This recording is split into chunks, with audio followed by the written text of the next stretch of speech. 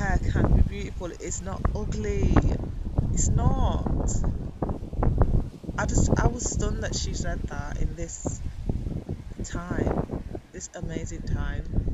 She still thought that. And I know there are people out there, but, and I'm sorry I'm rambling, but it just really, it was like a, I'm probably being a bit dramatic, but it was like a knife. Someone just took a knife and just pierced it me, because probably because it was an issue that I had in a small way, not as probably as deep as hers as at one point in my life. And I think, when you feel like, that's behind you, and then you see somebody else going through that, it's like, okay, you're over it, but there's just other people out here that are not over it. What are you going to do about it? Because I'm that kind of person. I want to help if I can, even if I just help one person to feel good like I felt good, you know, and like I was encouraged. So then the other issue is the mother's role. Sorry, I don't know why I'm talking like that. The other issue is the mother's role. The mother's role is very significant indeed. You know, you might feel like most of the time, if you're like me, like you've got so much to do, kind of overwhelmed, sometimes tired, like you can't do it all, like it's impossible. But if you just sit down and contemplate your role and how important it is to the shaping of these young people that you're growing. Sorry, I'm distracted, someone's passing me. Yeah,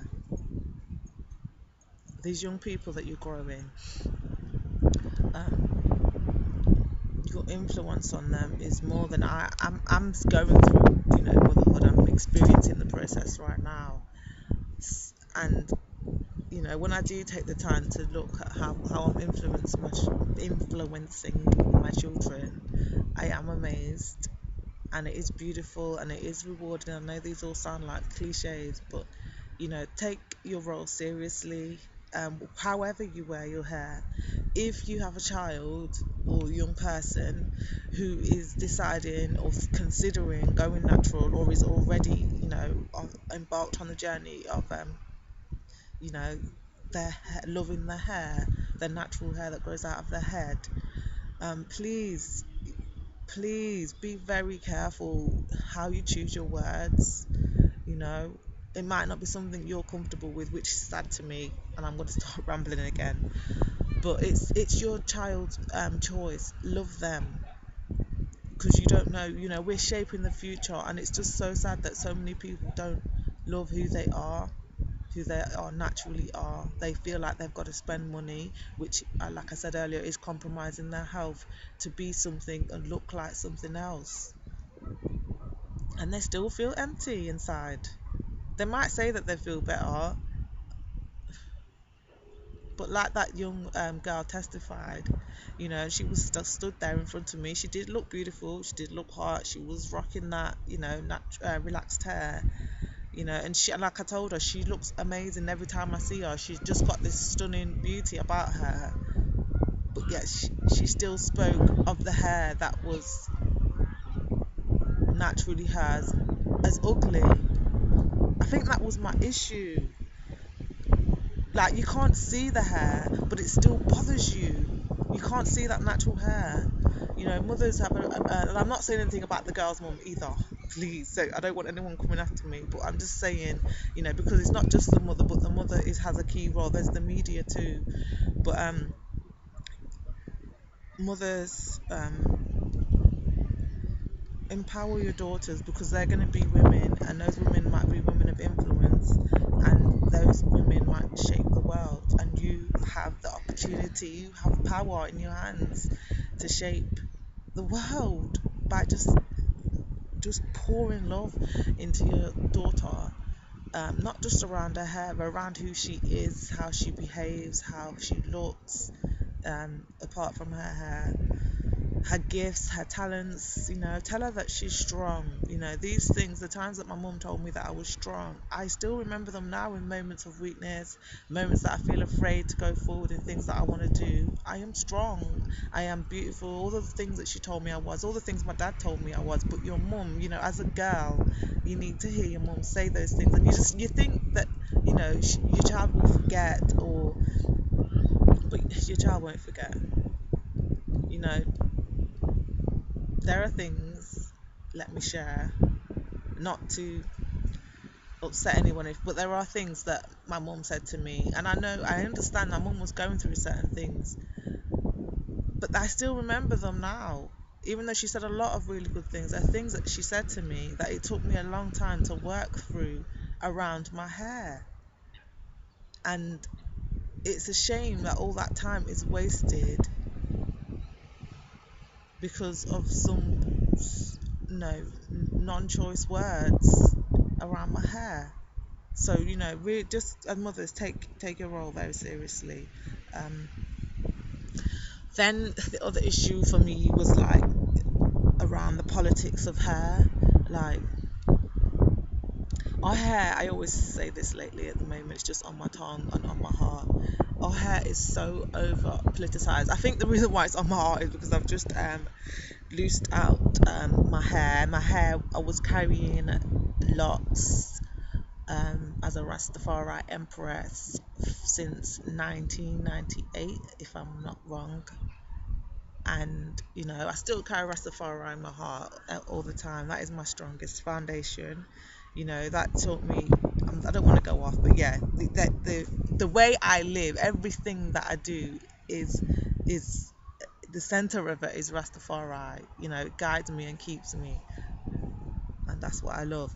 But anyway, so I noticed when I started losing my hair, my locks out, and because I wanted to just, I saw in visions and everything so many times, and in dreams, my hair loose, and I just thought, I want that. That it keeps coming because that's what obviously my higher self must want to see me like that, and I'm so glad that I took the leap. It was scary, but like I said, back to the point. Um, I saw how politicized my hair was from losing it. I saw how different people treated me based on this on my head. It's just hair. Um, Happily and very surprisingly, actually, I'm sad to say it was a surprise, but a lot of women were very supportive and encouraging about my transition back to loose hair. It was men, and specifically Rasta men, um, that had a problem with it. And funnily enough, the one man that I was worried about, if anybody, was my dad. And up to now, he hasn't said anything at all, and not even a look or anything that I've noticed anyway. Um, but yeah, a few Rasta men have come up to me like I asked them anything, and voiced their opinions and concerns about my hair, and some of them got a bit malicious as well. And what the hell? Anyway, bye, Felicia. Sorry. And I saw that. I saw people that might have kind of been a bit distant, maybe a little fear about me and my locks. Um, Kind of warmed to me when my hair came loose. Um, some people were intrigued by my hair, my locks, and were very close to me, and I give thanks for that before and even now. And they're just excited for me, same way as I'm excited for myself with my loose hair. Um, and then I want to talk about this thing about employment as well and relationships, because for me there might be other politics around her and other myths, which I think the politics are actually just myths, in terms of their relation to hair anyway. Because I walked around thinking, until I went through the experience, that I'm not going to be able to get a good job or any job with my with my locks, and I wasn't going to be able to get any good job or any job at all with my natural hair.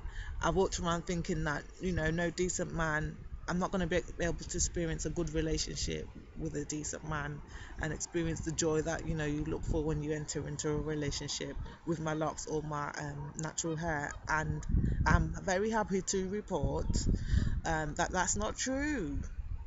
What I've learned in my experience and on my journey is the amount of love you pour into yourself on a consistent and undeterred basis is directly related to how much love you're going to experience with someone else. It's got nothing to do with your hair. It's got nothing to do with your hair.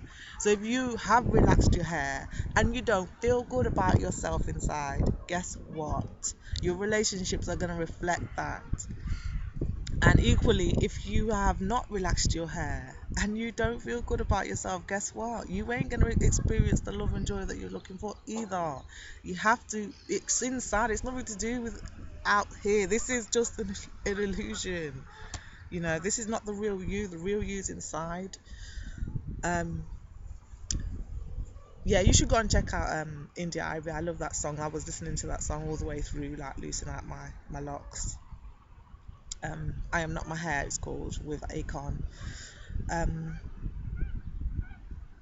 The other point, sometimes fear has an amazing amount of joy on the other side of it. That's what I want to tell you today in this video. Fear, let me repeat that. Fear sometimes has an amazing amount of joy on the other side of it. So, like my favorite author, one of my favorite authors says, feel the fear and do it anyway. Just do it, because you never know. Just experiment. Do it for a trial period. Go natural. Yeah, maybe I'm trying to get you to go natural, even just for a short time, just as a healing process. Maybe, I'm not saying it has to be for life, but there are issues there that you need to work through, and maybe experiencing your natural hair is how you're gonna work through them. And then if you want to, you can go back to relaxing your hair. But I just don't want anyone to be walking around not loving themselves unnecessarily. I have left some homework in the description box, and it's just like basically an exercise where you're looking in the mirror and you're pampering your hair and really feeling the feelings, and maybe journal those feelings. I urge you to journal your feelings and do that repeatedly as well, just to see the change in feelings that hopefully you'll experience from doing that on a regular basis. And definitely use positive affirmations around your hair while you're doing that exercise. I've posted further reading in the description box as well, so you can get some food for thought, and even hopefully some transformative information around your hair. And the last thing I want to say is love you, because that's all you came here to do. And if you like this video, sorry for the accent, if you like this video, spread the love and click share. Bye.